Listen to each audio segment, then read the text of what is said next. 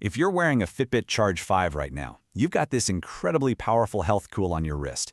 But let's be honest, you're probably just using it as a fancy step counter. Well, today, we're going to change all that. We are going to turn that device from a simple tracker into your own personal health coach. So let's dive in and unlock the real power that's just been sitting there.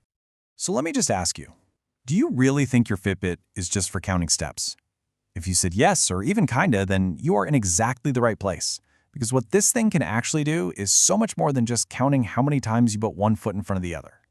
The thing is, most people never even touch the most powerful, truly game-changing features that are packed inside this little device. They are completely missing out on the tools that give you deep, meaningful insights into your stress, your heart health, and what real fitness progress looks like. So here's our game plan. First, we're going to nail the setup for maximum accuracy. Then, we'll unlock those advanced health insights I was talking about. After that, we'll master your daily fitness. And to wrap it all up, I've got some pro tips just for power users. Okay, let's start at the very beginning, with the foundation, getting the setup right. You know those first 10 minutes you spend with your new Fitbit? They are absolutely crucial.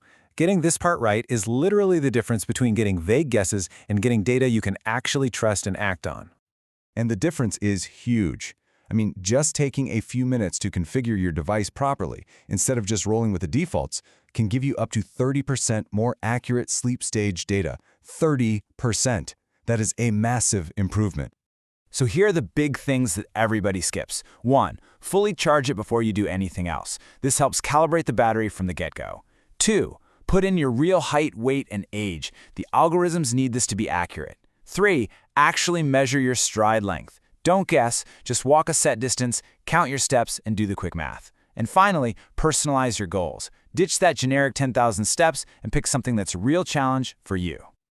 Okay, now that our data is going to be accurate, let's get to the fun stuff. Let's unlock those advanced features that really turn your Charge 5 into a personal health dashboard that you wear on your wrist. First up, the ECG app. Now this is an incredible FDA-approved tool that can check your heart rhythm for signs of things like atrial fibrillation, or AFib. It's so simple to use. You just open the app, rest your fingers on the sides, and stay still for 30 seconds. It's an unbelievably powerful way to keep tabs on your heart health. Next, we have the EDA scan. Now, this isn't some mood quiz. This is a real physical measurement.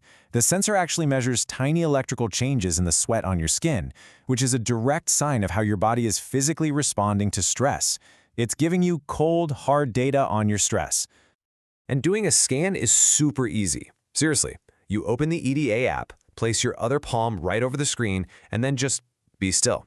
Breathe for 2 or 3 minutes while it does its thing. That's it. And what you can learn from this is profound. One user actually said the scans helped them recognize stressors that they weren't even consciously aware of. Think about that. By seeing the physical data, they could finally connect the dots between what they were doing and how their body was reacting, and that allowed them to make real changes. All right, let's switch gears and talk fitness. It is time for all of us to move beyond the 10,000-step myth. Steps are fine, but your Charge 5 has a much smarter way to track your effort and actually improve your health.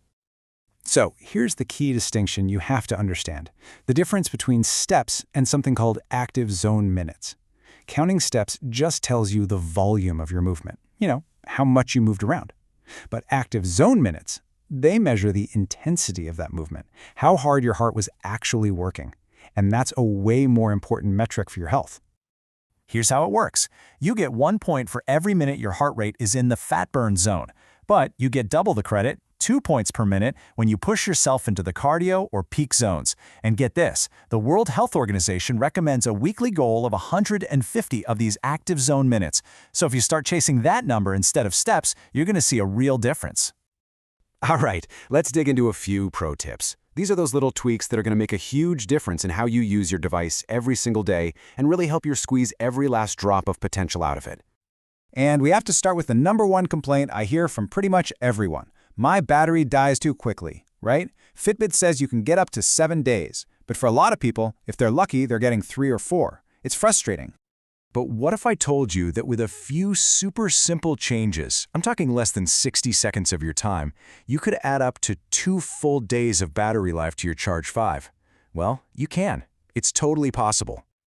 Here are the 3 magic tricks. First, turn off the always-on display. It is the single biggest battery hog, and it can literally cut your battery life in half. Second, change your screen wake setting to button only. This stops the screen from letting up every single time you move your arm. And third, be ruthless with your notifications. Every buzz drains a little power, and turning off the ones you don't need can save you a ton of juice. So as we start to wrap this up, the big idea here is this. Your Fitbit isn't just about collecting data. It's about turning that data into action. It's not about passively looking at numbers. It's about using those numbers to make smarter choices about your health every single day. So here are the biggest takeaways. Number 1, a proper setup isn't optional. It's the foundation for everything. Number 2, start using those EDA and ECG apps for incredible insights into your stress and heart health. And number 3, stop obsessing over steps and start focusing on earning those super valuable active zone minutes. Which brings us to my final question, and this one is for you. Now that you know what your device is really capable of, which one of these powerful features are you going to try out first today?